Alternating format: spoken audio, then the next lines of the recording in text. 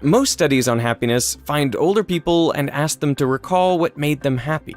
But as we've just seen, memory is unreliable.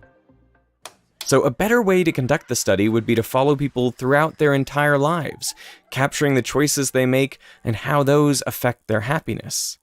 That is really hard to do, but there is one study like this that's been running since 1938.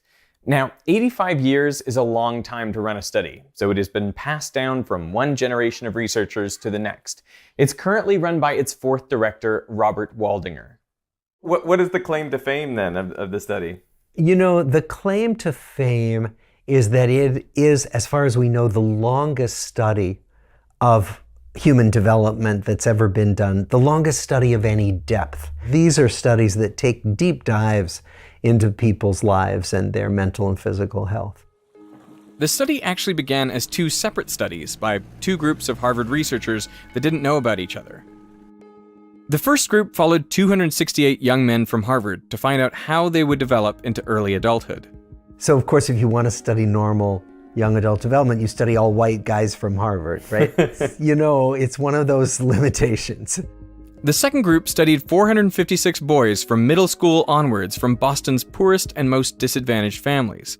So there were these two studies, both meant to be studies of what goes right in development and how we predict who does well as they grow up.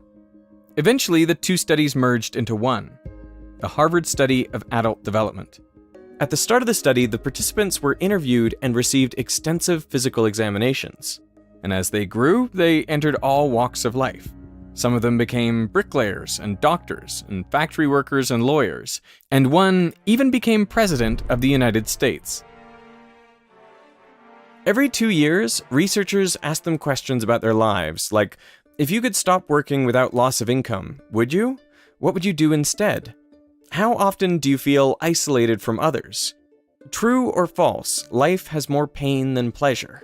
And other questions about their marriage, career, friendships, and their physical and mental health.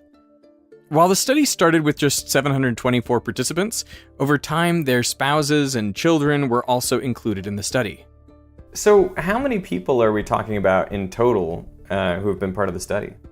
Between 2,500 and 3,000 people altogether in the study.